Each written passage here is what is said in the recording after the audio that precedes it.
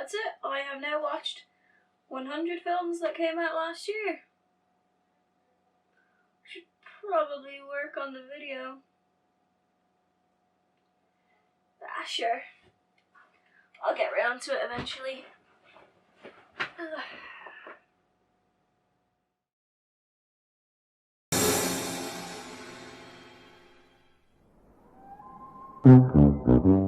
Sextuplets is the worst film I saw last year. I really don't know how this complete garbage got made. It's not average, it's not subpar, it's not mediocre, it's trash. It's genuinely awful. And I don't recommend you watch it. Please don't watch it. Number 99. Pokemon Detective Pikachu. I couldn't in my right mind put it below Sextuplets, but I was really disappointed by this movie. There was no Vulpix, and quite frankly, that's an outrage. I take my multi-tailed beauty very seriously. I just hit the mic, I'm so sorry. For my slight bias, shall we say, I thought maybe it'd be good to get an objective review, or a somewhat objective review, on the film, so I'll hand it over to my friend Ryan now to talk about it, but that's my opinion.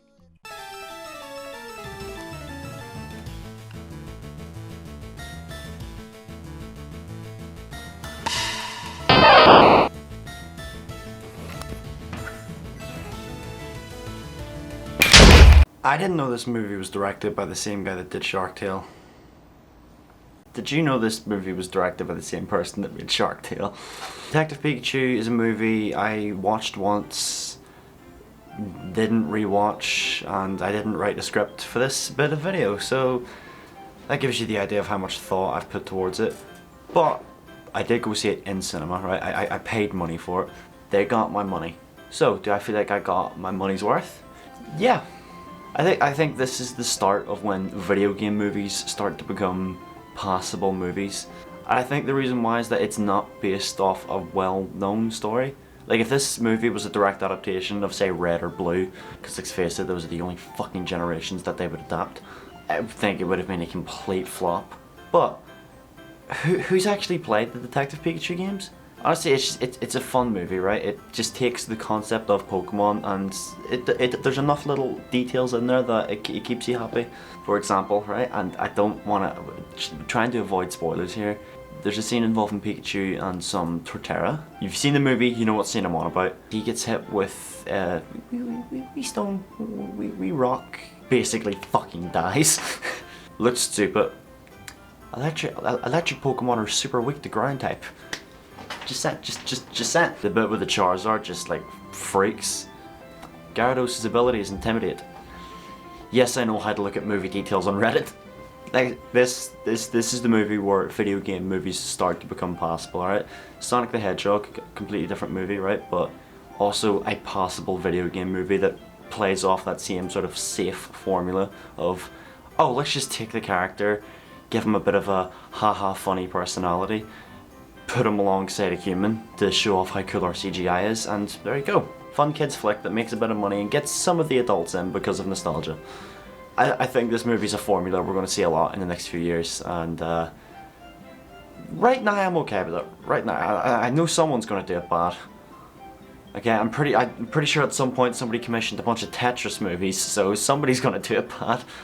Listen, there was a whole scene dedicated to just giant Generation 4 Pokemon, so any sort of attention that's not on Generation 1 from a Nintendo product, I'm happy. I'll take it. Enjoy your movie. Number 98. Trapped, the Alex Cooper story. I know it's a Lifetime movie. I can see that on the poster. I was aware of that before I watched the movie, believe it or not. So please don't judge my viewing choices. It was a hard week that week, you know? And I just wanted something gay to watch. And I apologize, but I'm a woman. And a woman who needs to express her emotions through her film choices occasionally. Trapped was awful. I really don't recommend it. But that poster, like, Lifetime is killing it with the graphics game if, like, that's their standard. I really like the poster for this movie. But that's where my praise ends. Begins and ends. Right there. Number 97. I know it sounds pretty stupid and silly to be disappointed by this film, but I actually really liked How High. It wasn't the best film, sure, but it was always a fun watch, and this film just wasn't fun. It was, however, forgettable. Or actually, maybe that's not the best choice of words, because I will never forget that awful acting, because oh my god. You really need to tighten up. Listen, just because we cousins, that don't mean I got to help you. You stay in my mama's basement for free. What you mean? You stay in your mama's basement. It's my mama. It's my auntie. Number 96. Watching this film is a choice that I most definitely regret. I'll never get that time back, and that will haunt me till the day I die. Number 85. I don't know why I said it like that. I don't know why After exists, and I don't know why it's getting a sequel. Will I watch that sequel to complain about it as I'm complaining about the first film and its inadequacy right now? Most definitely. So, I got a bad feeling about this. just watch Atomic Blonde, because Anna is atomically bland. I had to watch this film twice because I fell asleep, and trust me, it was something I most definitely didn't want to do. Number 93. Hey, woohoo. Murder Mystery. It's just very bland. It's a film that I have seen a million times before, and a million times before done better at that. The only scene I actually thoroughly enjoyed was that car chase at the end, but do yourself a favor, don't watch it, just don't. Number 92. Please don't judge me for watching this movie. It was, once again, a hard week, and I just wanted something mindless to watch, and it was just that. This was a mindless, watchable film, and I don't regret watching it at all because that CGI boots made everything worthwhile. Number 91. I don't know what the absolute fuck I watched because I was particularly inebriated while I watched it. But I think I enjoyed it. It's a time watching this movie. It's a time. Number 90. We've done 10 now. We're getting somewhere. Teen Titans Go versus Teen Titans was my Avengers Endgame. I was so hyped and so excited for this movie. Ever since I discovered Teen Titans back on Cartoon Network during its reruns, I have eagerly awaited new content from the series, and this wasn't it. This wasn't the Teen Titans I remember, and I was thoroughly disappointed by this movie. Hopefully one day I'll get some good Teen Titans content that isn't on the polar opposite ends of, the spectrum when it comes to maturity. Hopefully we can find something somewhere in the middle. One day, a girl can dream. Number 89! Here we are. Number 89. I love musicals more than I love myself most days, but I don't like Cats, and I have never liked Cats. As a musical, as a movie, as anything, really the soundtrack, as music, I don't like Cats. So naturally I knew I wasn't gonna like the movie, but I tried to be as objective as possible. I won't lie, I had fun watching it because it was just so ridiculous, and once again I was inebriated. It just felt like we were moving along so we could sing the next song, so we can do Angelical Cats again. I don't know. Just, yeah. I don't really know. Cats left me very confused and questioning everything. Number 88.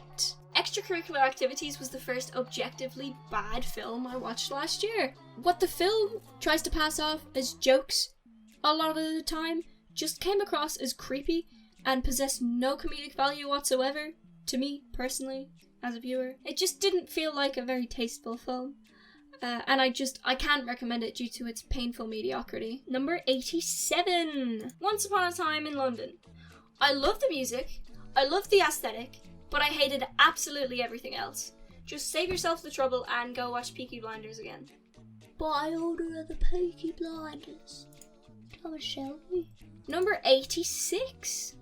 You need to smoke some grass for this film to be watchable because staring at actual grass is more entertaining than this painful, mediocre garbage.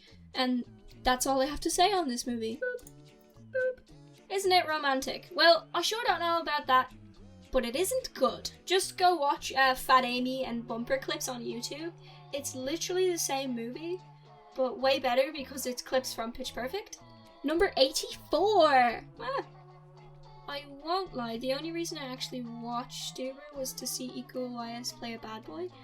And he did so. I was satisfied. And yeah, that's all I have to say about Stuber. Number 83. Honestly, on paper, the concept of an evil Superman-like being is quite interesting, but the execution here just, it wasn't it. It had more jump scares than a Five Nights at Freddy's fan game. Say that 5 times fast. Five Nights at Freddy's fan game. Five Nights at Freddy's fan game. Five Nights at Freddy's fan game. Five Nights at Freddy's fan game. Five Nights at Freddy's fan game. And the amount of gore just lacked the charm that a film like Hobo with a Shotgun or Brain Dead have when it comes to that thing. I don't know, I just felt I didn't like Brightburn. I don't not recommend. Number 82. I have no idea who The Last Summer is made for. It's a painfully cheesy teen romance film, but the writing suggests that the viewers have a good taste in film prior to watching this one. So what 12-year-old girl browsing Netflix is going to know about The Big Lebowski? Credit where credit is due, the film had some very pretty shots, but that is where my compliments end. I also want to know who decided to make someone from Australia and someone from New Zealand play leads and do American accents. Like,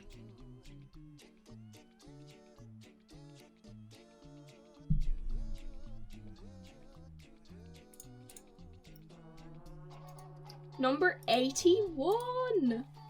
Breaking Habits said so much without saying anything at all that you would swear it's a politician. Which saddens me because I do believe that these women and Sister Kate, whom the documentary mainly focuses on, deserve recognition for what they've contributed to the cannabis community worldwide.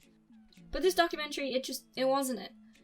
Overall, its heart was in the right place, but it didn't create any conversation, and I wasn't left with anything to really take away from what I think is vital to a documentary, especially one focused on a culture like this that is still surrounded by so much conflict and disagreement in today's world. So yeah, that's what I think about this documentary. Number 80. Like the ages of the men in the movie, because they're old. I really tried to like this film, but it's one of the weaker comedies I've actually seen from Netflix at all. Maybe I'm just too young and I didn't get it, but it just wasn't my thing. It wasn't my cup of tea, and I'm sorry, but I just didn't get it. It wasn't funny to me. Number 79. I adore Joe Cornish and his work, but this really was just a kid's film. I can't recommend it if you're over the age of 12, maybe 13. Number 78. I think this film exists purely for Noah Centineo to play the perfect person, and I don't think any girl or gay has a problem with it, honestly. I have to say though, I did really enjoy the colouring and like what was done in post-production with this film. And that's about it. Number 77. What Men Want wasn't anything special. I knew that going into it, as did I'm sure most people. It was just an average movie. It had very tasteful and subtle and natural implementation of the feminist tones throughout the film, and I give him a big clap for that because, I mean, not a lot of films do it well, and I felt like this is one of the better examples of it. It doesn't really feel like a film that belongs in 2019, however. Maybe the mid-2000s, but not 2019. Number 76. Realm of the World left me feeling entirely unimpressed by the end of the film. I do, however, like how they highlighted dyslexia. It was probably the best executed part of the entire film. However, that's where it ends. It's not worth your time unless you're a child. Number 75. I forgot to record this in the actual video, hence the lower quality. Back to School was a pretty mediocre film. Wasn't bad, but it wasn't good either. However, that plot twist at the end made the entire experience worthwhile. So is it worth it for that? Maybe. Number 74. Personally, I think my biggest problem with Ma was I found it difficult to suspend my disbelief to the point that this film needed me to. It was just littered with so many plot holes and absurd events that I just found it impossible to get over. Oh, and one more thing. This film had 2 editors, Lucy Donaldson and Jin Lee.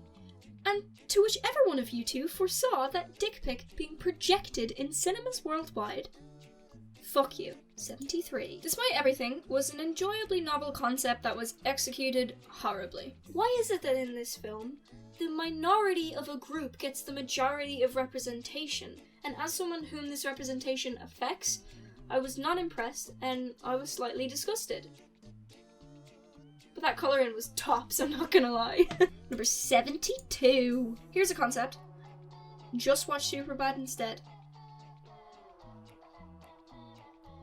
Number 71. The best part of the film was the character Pawnee, not because of the character, but just because every time someone said his name or he was referred to, like, just all I could think of was Parks and Rec. I appreciate the addition of female importance. I don't feel like Tessa Thompson just vibed with the role, you know?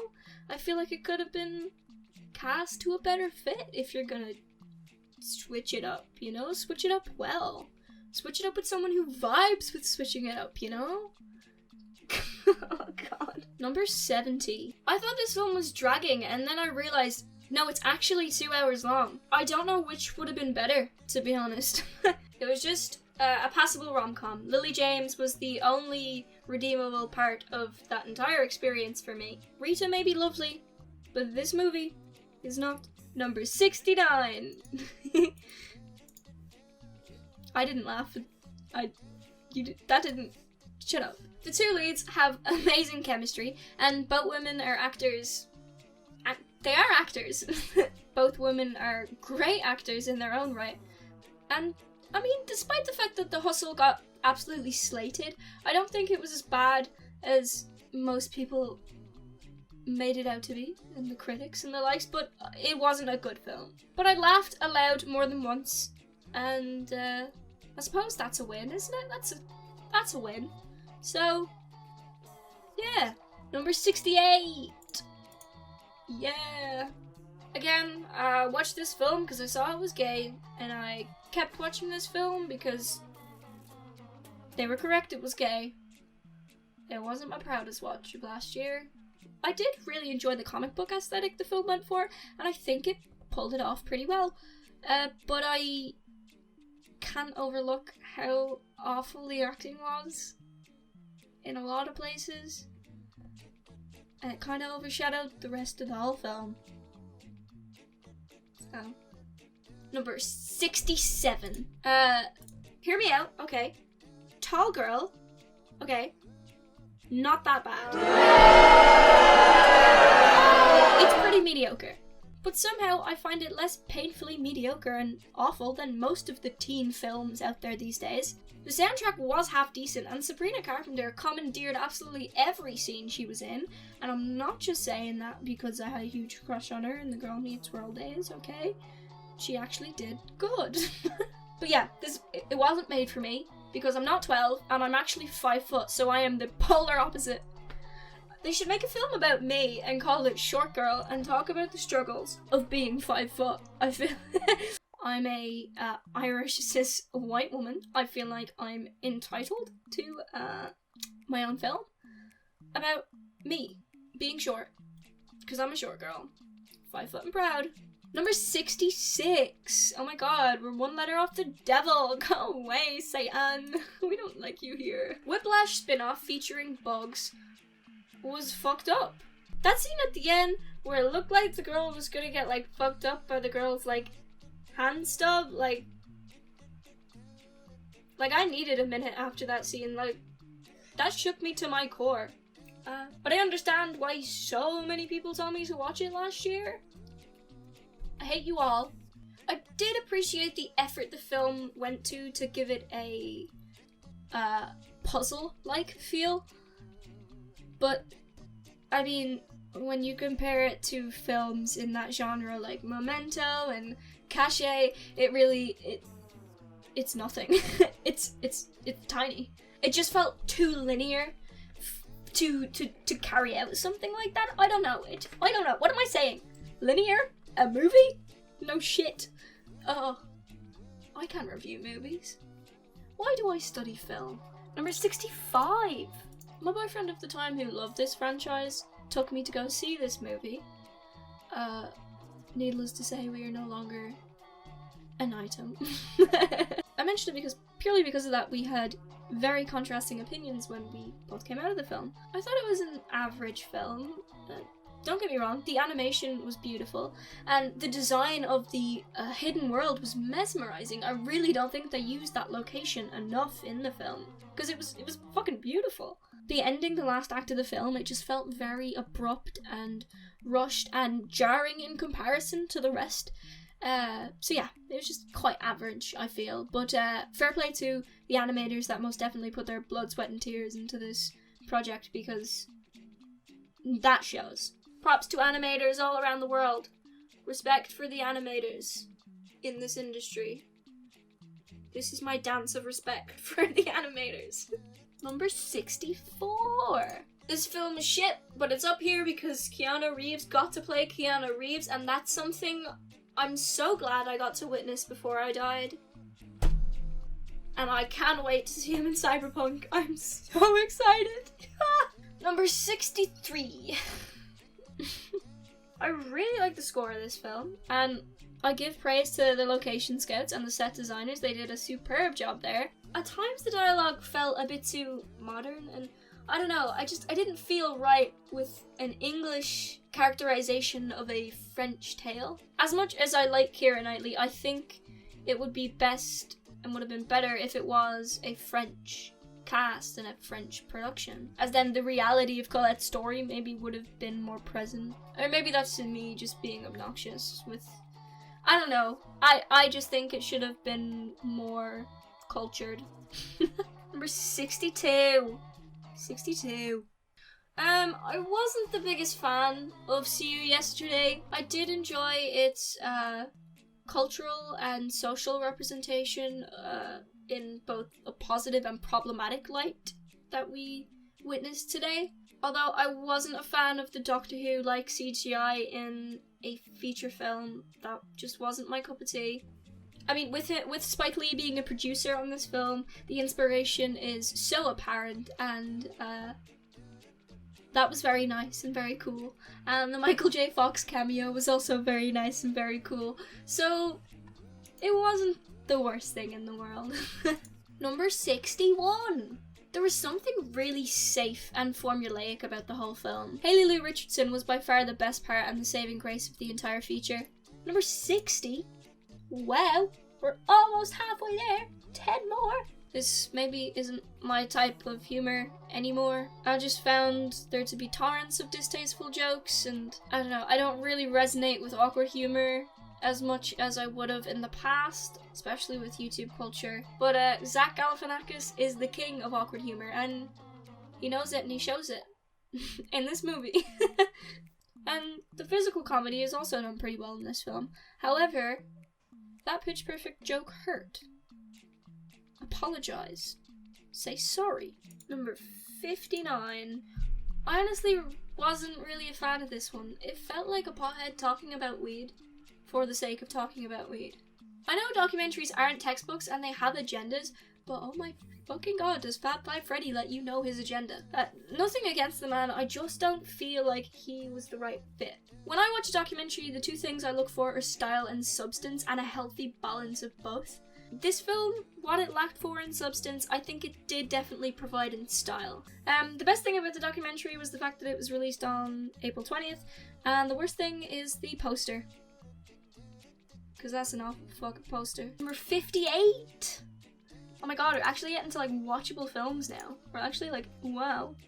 Why wasn't I told this was a musical beforehand? It would have been nice to know. I would have watched it sooner. I watched this film through nostalgia-tinted goggles because Horrible Histories has a very special place in my heart. It used to be my favourite show as a kid. And considering that most of it's on Netflix, sometimes when I'm having a bad day, I'll stick it on and it'll brighten my mood. I love Horrible Histories. I always will. The books, the show, the game show, despite the fact that when I was a child, I applied for the show, and then they got back to me, and they told me that I couldn't be on it because I'm from the Republic of Ireland and not the Northern. And this is the peak of Craig Robinson's career, and you will not tell me otherwise. Number 57.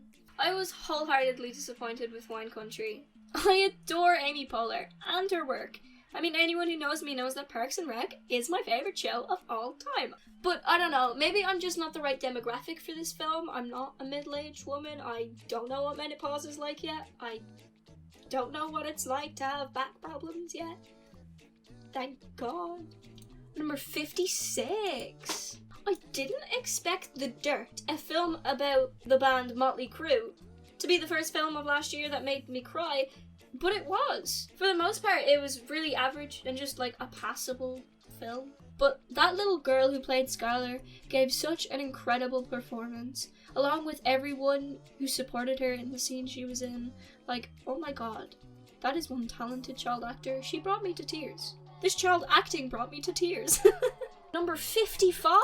Asa Butterfield really needs to lose the American accent. Like, he just can't do it. His English accent just keeps pushing through. The best part of the film was the 2 police officers who kept showing up. Those scenes actually made me laugh aloud, but that's a total of like 2 times.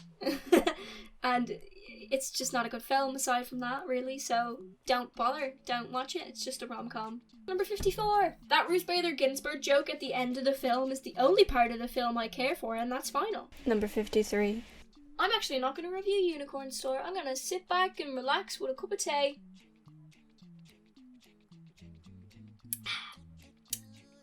Take it away, Alan. Oh, it's still too hot. Hey guys, the Disabled Gamer here today, and today welcome to my review for Unicorn Store. Now this is one of my least favorite films of 2019, and then Cats came along to take the number 1 spot. This film, despite having a great cast of Brie Larson, Samuel Jackson and Joan Cusack to name a few, the cast is really the only thing it's got going for it. This is Brie Larson's directorial debut, and also she produced the movie along with some other people as well, so that is pretty cool.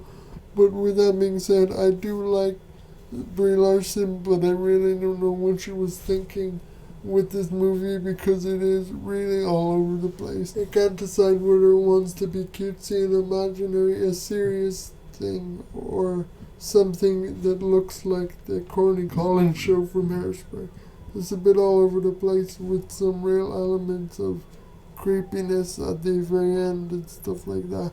So I don't know, this movie, while it seems to have a simple plot, I don't know how you can screw a movie up this much. Like, I really don't know. Like, it's a bit all over the place. One minute it's like, okay, yeah, let's have a unicorn, and the next minute it almost feels like a kidnapping, but I don't know. That's just my opinion. I do like the cast, but the writing and everything, it's not very clear. The first time I watched it, I was like, what's going on? And then when we got to the end of the movie, I was like, okay, that's how the movie ends. I didn't really like care that much for the character. There's a character called Virgil, however, which I could see where Virgil was coming from in a lot of this stuff. I feel like he is the only really grounded character that kind of has like the same mentality as almost the audience, as in what is going on in this film, or in his case this world. I don't know whether this film is taking place in her imagination, but it seems to be so far out there that like I don't even know if it's meant to be real life or it's meant to be taken seriously. I feel like Brie Larson just put everything that was happening in her brain. One day she had a dream, and she literally put everything in her dream on the script, and this turned into a movie. Really, the only incentive for you guys to watch this movie is some of the cast in it, but other than that, I wouldn't recommend it. So I probably give this movie like a 3 out of 10. Yeah, but with that being said, that has been my somewhat review of Unicorn Store. Hope you guys enjoyed, and on to the next mini review. Number 52. Why did I forget to do numbers? Happy Death Day to You is one of the better cash-grabbing horror sequels that I've seen in recent years. It's better than the first film in my opinion. Tree is way more developed in this film than in the first one, and she actually feels like a real human girl that adapts and changes and develops as the story does. Like, wow. However, the other characters definitely suffer because of the prioritization of her development. But we like to look at the positive here on the Body channel. So, overall, it's nice to see a badass female lead. That's something I'll always support as long as the film keeps me entertained. And this film kept me entertained, so I support its existence. Number 51. I really need to get my shit in order and start saying these numbers in the video because, editing me. Do you hear me right now? I don't have the voice or the energy for this. I'm editing. I'm not filming. I don't deserve this. Why did I do this to myself? I feel like this film wasted a lot of potential. I really wish it focused more on the racial aspects and what it was like to live and grow up in a Thatcher-ruled Britain. However, it must be something to say for the film that, for the fact that I don't like Bruce Springsteen, I don't listen to Bruce Springsteen, but I still enjoyed this film. And you gotta give it merit for that. It's a good film aside from the music that it draws inspiration from. Number 50. Greta is a film that I kept my eye on for a good while because of the Irish director, Neil Jordan. We like to support Irish directors here. I really don't think I appreciated Greta enough until my second viewing of the movie. It is extremely campy and cheesy in all of the best ways for the type of horror film it is, and I don't think I appreciated that the first time I watched it and since I reviewed it.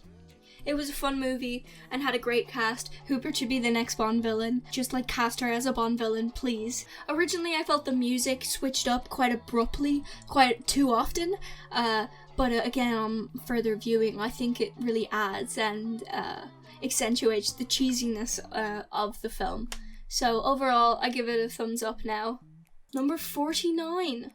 Spider-Man Far From Home was my least favourite MCU movie to come out of last year, and probably it's in the bracket of some of my least favourite MCU movies out of them all, of all time. I really wish that wasn't the case, but too much was juggled with this film. Peter is grieving the death of Tony while simultaneously falling madly in love with MJ, with whom there is no development regarding their relationship. Peter doesn't grow as a character at any point in this film. And it's sad to see the cast, Tom Holland in particular, give so much to their roles and receive nothing in return from the writing. I also am not a fan of the Tony being the Uncle Ben of the MCU. Number 48. I was honestly super disappointed by Glass. I wasn't satisfied with the ending. It's not what I wanted for this franchise as a fan of it. And as a whole, the film felt messy and unplanned with certain plot holes throughout that I just couldn't get past. The saving grace, however, would definitely be the scenes with Kevin and Casey throughout, but there really weren't many of them. Yeah, I think Split was the best film of the series, then Unbreakable, then Glass. Number 47. I think Someone Great is probably my favourite of the Netflix-produced rom-com films. I don't think the film was anything new or groundbreaking, but I thoroughly enjoyed the dynamic between the three leading ladies, and director Robinson will be one to look out for in the future. I'd love to see her take on something more serious and dramatic in tone. I enjoyed this film overall. Number 46. I really enjoyed Shaft. I think it was much better than Shaft. However, with the cultural impact of Shaft, it's impossible for Shaft to live up to Shaft. And for that reason, I really struggled as a viewer to watch Shaft objectively. Overall, I recommend Shaft to any Samuel L. Jackson lover who is currently watching Snakes on a Plane for the 347th time. Number 45. I watched this film for the amazing, graceful, iconic Charlize Theron, and I stayed for the fact that the film actually made me laugh. I actually quite like the message at the end too. Not enough people are privy to the concept that political issues aren't always yes or no, left-right problems, you know? It's not always black and white, it's not always left or right, conservative, liberal, and the likes. And so, for that, bravo. Number 44. Despite its many flaws, I thoroughly enjoyed Escape Room. It was clear very early on that character development was going to be weak throughout this film, but it really redeemed itself as the film progressed. The most impressive thing about the whole film is the set design. The way each room is set up and arranged and designed is jaw-dropping, and I really have to take my hat off to the set designers, because it was just so gripping and interesting to watch the characters explore each room as the film progressed. And I'm genuinely interested in a sequel if the set design is of the same quality. Number 43. Lord Bong, take over. Yeah. Not only is this my favorite Taron Egerton movie and performance of all time, this movie made me like a jukebox musical. Since the whole movie is basically set in a flashback, using Elton's music added this kind of layer of character to the people and the events in his retelling. And it doesn't shy away from the strong themes in his life either, including drugs, which was shown as an exciting thing in the beginning, which became a bad coping mechanism later on. And the third act actually blurs together because of his addictions, throwing Elton out of control as he gets deeper into the demanding industry while blocking out his abusive partner and manager. The movie's just fucking great. Taron's good singer. He adds his own kind of flavor to the soundtrack because he's the one actually singing all of Elton's songs. I like that consistency, and it also felt real because he was actually singing for most of these scenes. The editing is really fun. They do a lot of fun camera work. There's a lot of great color motifs. Whoever did the costumes was amazing. Every character had an actual motive and was written. And this movie made the real, actual Elton cry in real life, like happy tears, and it got a standing ovation at Cannes, which means you have to see it. Number 42. They say that comparison is the laziest form of criticism, except for in the games industry apparently. But that isn't a problem at Greener Grass, because I have never seen a film like this, and I probably never will again. I won't lie, a lot of the odd humour was lost on me, but there's no denying this film has incredible style. I don't entirely know what this film is about, but the hypothesis that me and my dad came up with is this. They are children, and all the ridiculous, absurd type things that occur are all because they're immature and infantile, like children. But that's just a Doyle theory. Number 41. I think the indie low-budget charm is what kept me hooked on this film. I thoroughly enjoyed the pacing. The transitions from time period to time period were done very seamlessly and smoothly. It's a pretty average film, but it has torrents of charm, and for that I recommend you watching it. Number 40, we're getting to like somewhat okay films now, like actual plausible good stuff. I Love My Mom is very decent. Great chemistry between the two leads, and there are genuinely funny moments throughout the entire film.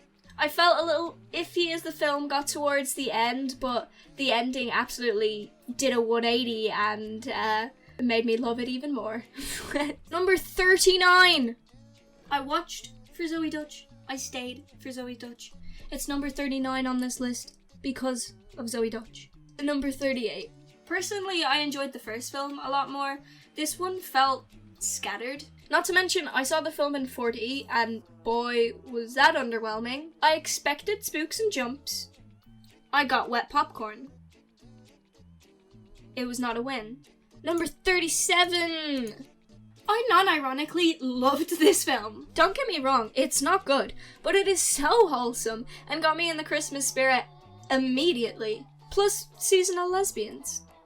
Need I say more? Overall, I recommend Love Actually Millennial Edition during your holiday season. Number 36. This film soared above my expectations in the first act, but quickly fell as the film progressed. I love the way they used food to represent certain things in the film, but I would argue there are too many sex scenes for a film of this tone. However, I understand the way it was paced the way it was. And overall, I enjoyed the film a lot. It's a good film.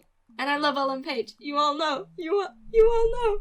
I got a deep love for Ellen Page in the core of me and my soul, my heart, my spirit. Amen. I've even made videos dedicated to her. I have a plethora of memes that people made back in the commentary days. I remember she blocked someone I had big conflicts with, and it was like the highlight of my year. Number 35. Aubrey Plaza just being her, and Mark Hamill as Chucky is just like, it worked. Capitalism in that case worked. Number 34.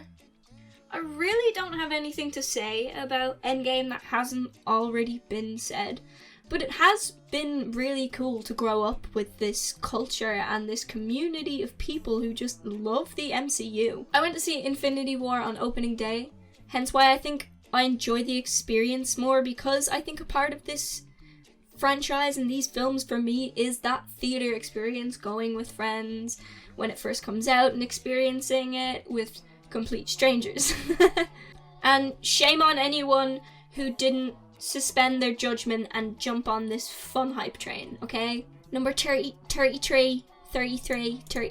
We don't like Disney. We don't like them.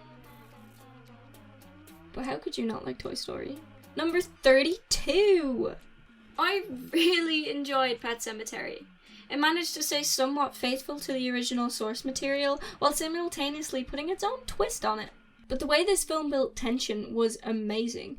I just felt more and more uncomfortable as the film went on. So like, props for making them like make me actually get on the edge of my seat and be like, what the fuck is gonna happen? You know? Number 31. Tell It to the Bees pulls off the period eloquently. Sadly, the acting carries the screenplay, and let's not talk about those CGI bees ever again. Despite everything this film had going against it, it was a lovely watch, and I thoroughly recommend it. Go gays. Number 30. Shazam takes the cake as my favourite superhero film from 2019. Shazam walked so Birds of Prey and the fantabulous emancipation of one Harley Quinn could run. This film has an abundance of charm and wit, however it did begin to decline in the last act, and the villain felt very dull and uninspired. Number 29. I think Captain Marvel is one of my favourite MCU films of all time. I adored the 90s setting, and I loved Brie Larson's depiction of Carol. Like, how could you not? Like, honestly, I don't understand why so many people hate her. Like, I love Brie Larson. She's amazing. And not to mention, it's probably one of my favourite soundtracks of the MCU films. And yes, I have seen Guardians of the Galaxy. Number 28. As someone who knows nothing about wrestling and the WWE, I still thoroughly enjoyed this film. They provided The Rock with the role he was destined to play. Himself. This film was like a really fun time wrapped up in a wholesome story. Plus, who doesn't love a bit of Nick Frost? Plus, Florence Pugh is one of the most beautiful humans I've ever seen in my life. So, number 27. After seeing the posters for Extraordinary plastered all over Dublin buses and the likes, I thought that this was one of those like epic fail movie parodies of like Stranger Things. And I'm so glad it wasn't, because it was a great film. My dad and I watched this on Halloween night. It was very entertaining. It's glad to add another film to the collection of horror Irish indie gems that I love, along with Grabbers and Stitchers. Two great films that I also recommend. Number 26. A common trope for action films nowadays are its visuals. They're often very bland, grey or urban, usually to coincide with the potentially serious subject matter of the film you're watching. But in doing this, you leave out a lot of interesting stimuli for the audience. Colour and lighting are very important, and when every scene is just grey, slightly darker grey, beige, brown, it starts to get very boring very fast. That isn't the case for John Wick. John Wick is a little more...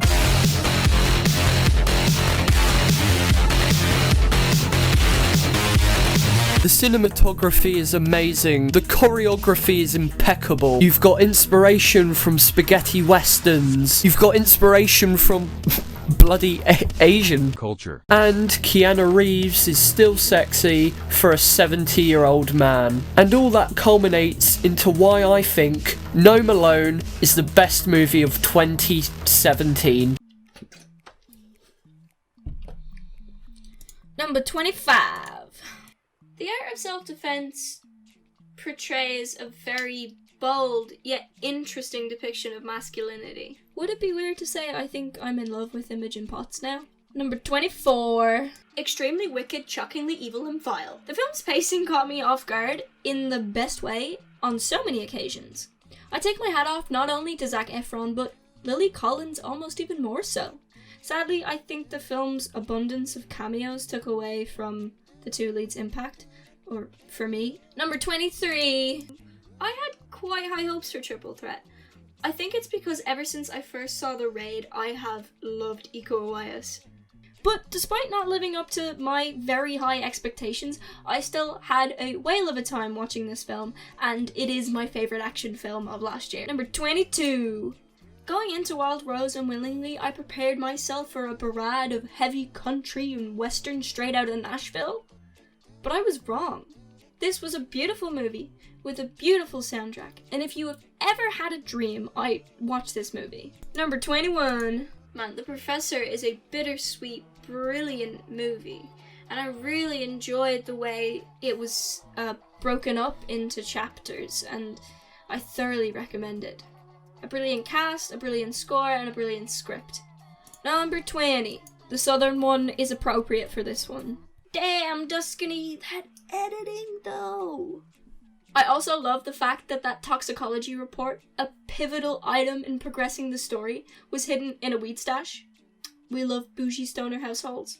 All in all, it was an enjoyable experience, but a unfortunate side effect that I've been experiencing is the haunting sound of Daniel Craig with a southern accent. Number 19! Did I enjoy Marriage Story? Yes. Did I enjoy it as much as most people seem to have on social media and in the world? No, not at all. Can we just talk about how the film temporarily decided to turn into Company? It's a welcome choice, don't get me wrong, I'm a musical theatre gal, but speaking for the likes of, I don't know, my dad, who fucking hates musicals, it would definitely affect their opinion of the movie. However, with that being said, I am forever grateful for being blessed with a Scarlett Johansson cover of You Could Drive a Person Crazy, You Could Drive a Person Mad. So thanks, Bombach. Thanks for that. Number 18. I feel like this movie received reception as if it was Marmite. Like you either love it or you hate it. Personally, I loved it in all of its weird, fourth wall breaking glory. Superb job from the cast, and I think this was a great introduction to Jarmusch's work for me, and I look forward to seeing his films in the future. Number 17. As I feel my power grow, don't you know there's part of me that longs to go into the unknown, into the unknown. I was shit. Okay, next review. What's next? The Day Shall Come was definitely one of the most engaging films I watched all of last year. I came for Anna Kendrick and stayed for the wonderfully quirky storytelling. I felt invested and disgusted by certain characters' actions in a way that I haven't felt in a film for a very long time. Quite honestly, I didn't stop thinking about this film until 3 weeks after I saw it. It left such an impact on me. It was one of the most memorable films I watched all of last year for all the right reasons. Number 15. I didn't think Jojo Rabbit would be the type of film to make me cry, but here I am, sobbing at Scarlett Johansson's feet. Number 14. I'm currently mourning the death of Robert De Niro. Do not talk to me for approximately the next 3 weeks. Thank you. Number 13. We all knew that Dr. Sleep wasn't going to be half as groundbreaking as The Shining. It wasn't, and that wasn't a surprise.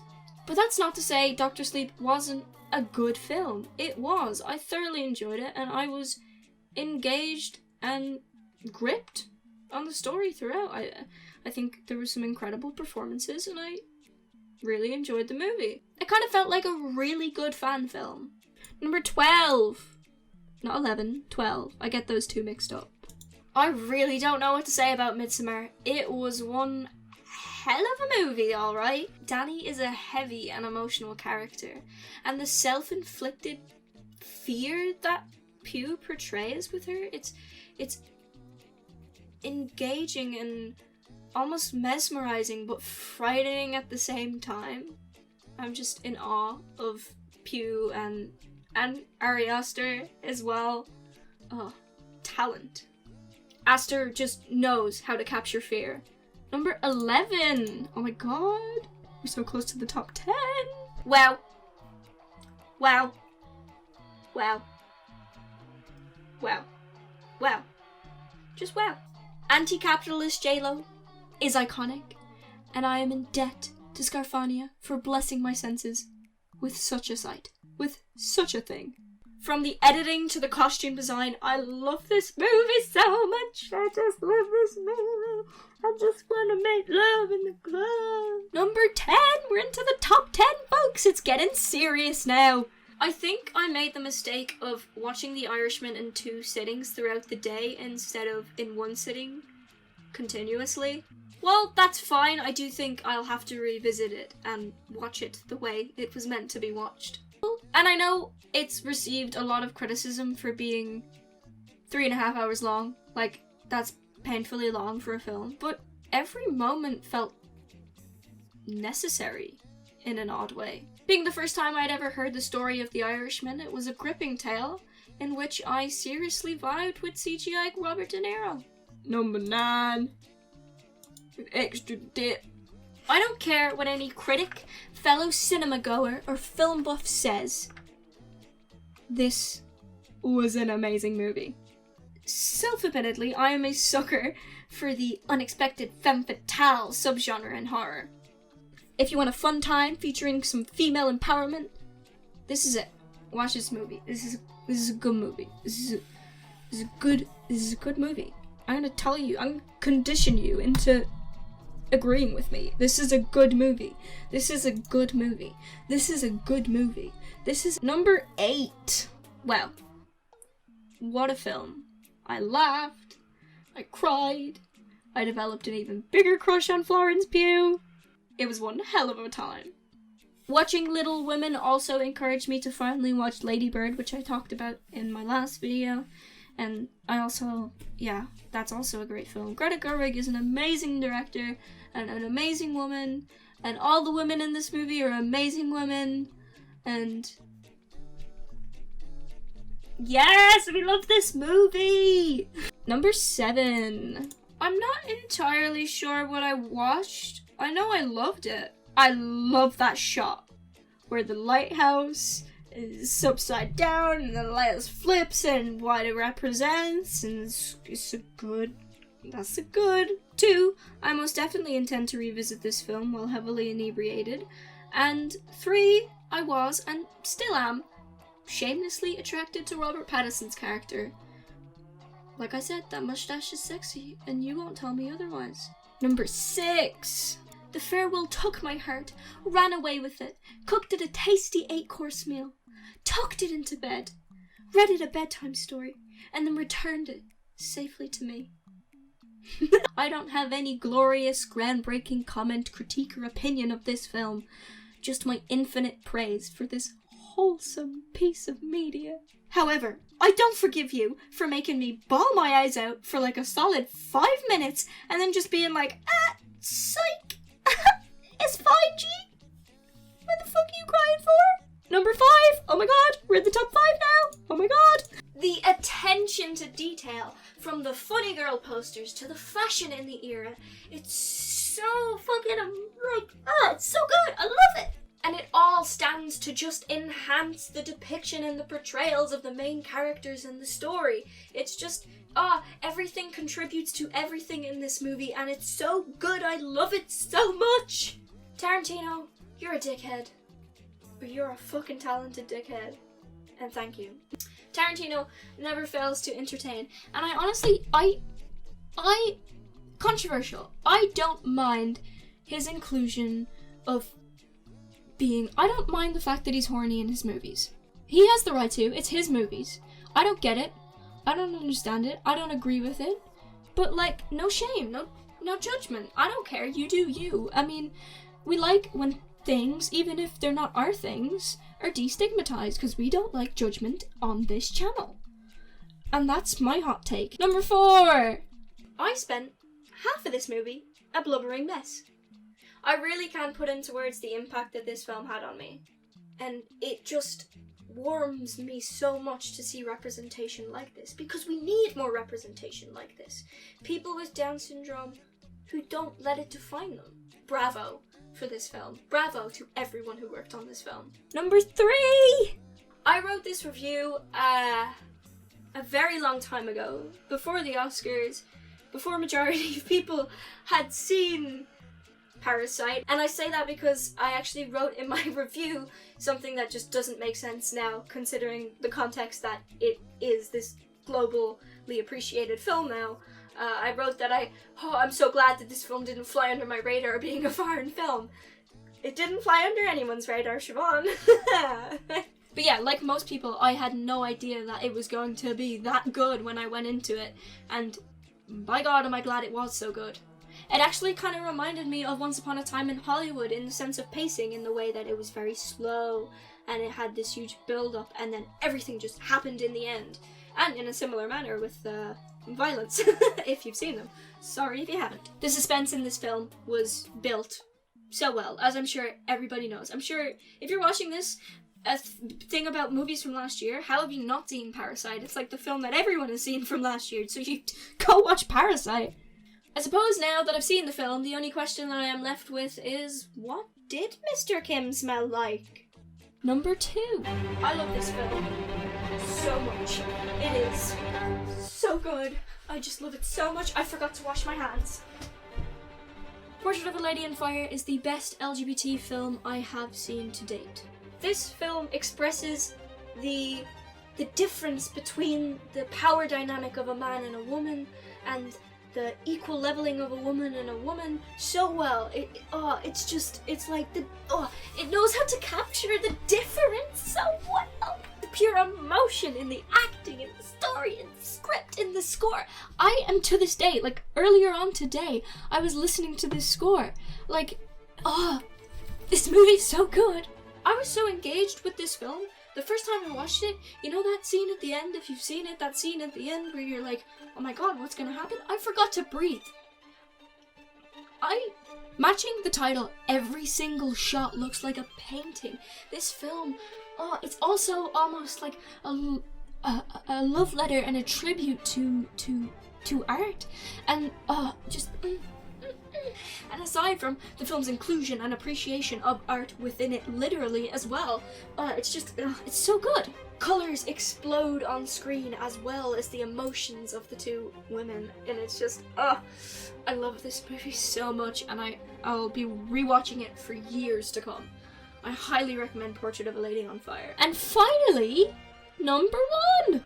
I know Booksmart is not objectively the best film that came out last year, but it is most definitely the film that I personally enjoyed and resonated with the most out of any film to come out last year. I think my enjoyment of this film comes down to the timing and the time I watched it, where I was in my life when I watched it and when it came out, which although was just under a year ago, I still think I was a very different person then to the person I am now. I've gone from being in my last year of high school, which I was then, to now being in university, as a slightly homosexual teenager who watched this film while they were in their last few weeks of high school. I've never related to a film more than I have with Booksmart. I take my hat off, figuratively, to Olivia Wilde. She did an astounding job, and I cannot wait to see her in the directing chair again. I also love the fact that the film is set in Los Angeles. While it's not something I can relate to personally, I think the setting provided a backdrop and visuals and locations for the film that just really suited it for that, fantasy, teenage dream. Yeah, that's coherent, is it? Probably not.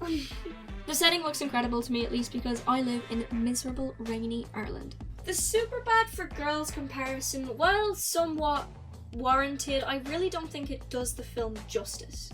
While I'd be laughing at the two girls' antics, I would have a shit-eating grin on my face because of their aggressive love to each other.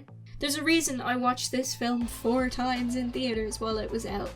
I loved it, I wanted to support it, and I will continue to till the day I die. I forced so many people to watch it, and so many people didn't love it nearly as much as I did, or even get it at all. But I don't care, I fucking loved Booksmart. It will hold a really special place in my heart, because of the representation and the parallels I and my friend were able to draw from it, and the experience we had going to see it together as 2 friends who used to be exclusively each other's friends for a period of time in school when life was rough. So you know, I fucking love this film, and I'm not ashamed to say that it's my favorite film from last year. Yeah, I will not be doing this in 2020. I will just do a top 10. Because this was a lot of effort, and I didn't get to play like any video games last year because of this. Go subscribe to Hoodied, go subscribe to the Disabled Gamer, go subscribe to Ryan Campbellbeans, go subscribe to Lord Bong, go subscribe to everyone in this video because they're all really cool people for doing the clips for me. Thank you all, I love you all, you beautiful people. I love my friends. Mwah. And thank you all for sticking with me. Thank you all. Remember to like, comment, and subscribe, and hit that notifications bell because the sub box never works. And comment what was your favorite movies of the year, and if you disagree with me in the likes, I'd love to hear. And I'll see you all in the next video, which will probably be about video games.